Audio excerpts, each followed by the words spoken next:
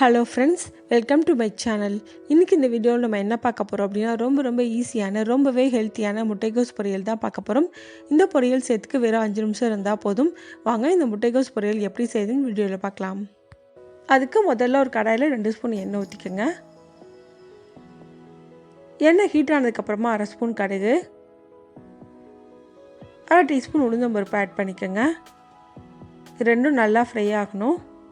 இப்போ இது ரெண்டும் நல்லா ஃப்ரை ஆயிடுச்சு. இப்போ இது கூட காரத்துக்கு ஏற்ற மாதிரி பச்சை மிளகாய் சேர்த்துக்கங்க. நான் இன்றைக்கி 2 பச்சை மிளகாய் ஆட் பண்ணுறேன்.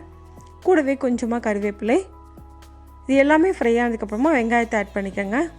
நான் இன்றைக்கி இது கூட ஒரு பெரிய வெங்காயம் பொடியாக நறுக்கி ஆட் பண்ணுறேன்.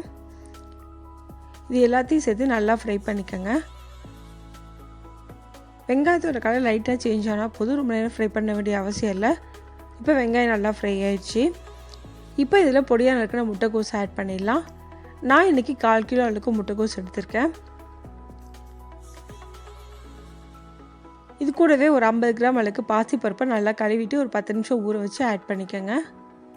ஊற வச்சுட்டு ஆட் பண்ணும்போது பாசிப்பருப்பு நம்ம ரொம்ப சீக்கிரமாகவே வெந்துடும். அடுத்து இது கூட 1/4 டீஸ்பூன் மஞ்சள் தூள், தேவையான அளவுக்கு உப்பு சேர்த்துக்கோங்க. கூடவே முட்டைக்கோஸ் வேகிறதுக்கு தேவையான அளவுக்கு தண்ணி ஊற்றிக்கோங்க. நான் இன்றைக்கி ஒரு 1/4 கப் அளவுக்கு தண்ணி ஊற்றுறேன். இது எல்லாத்தையும் சேர்த்து நல்லா மிக்ஸ் பண்ணிக்கோங்க.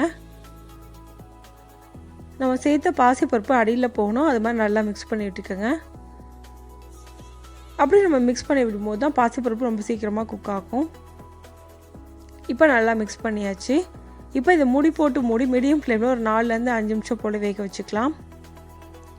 இப்போ 4 நிமிஷம் ஆயிருக்கு. நான் ஓப்பன் பண்ணி பார்க்குறேன். நல்லாவே குக் ஆயிடுச்சு. நல்லா ஒரு தடவை மிக்ஸ் பண்ணி விட்டுக்கோங்க. தண்ணி எதுவும் இருந்தால் மட்டும் 1 நிமிஷம் போல் சிம்மில் வச்சு குக் பண்ணிக்கோங்க.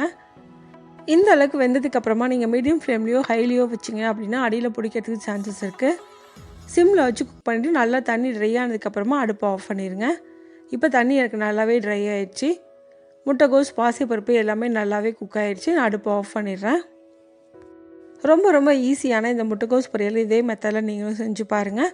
இந்த வீடியோ உங்களுக்கு பிடிச்சிருந்தால் லைக் பண்ணுங்கள், ஷேர் பண்ணுங்கள், கமெண்ட் பண்ணுங்கள். மறக்காமல் சேனலை சப்ஸ்கிரைப் பண்ணுங்கள். தேங்க்ஸ் ஃபார் வாட்சிங்.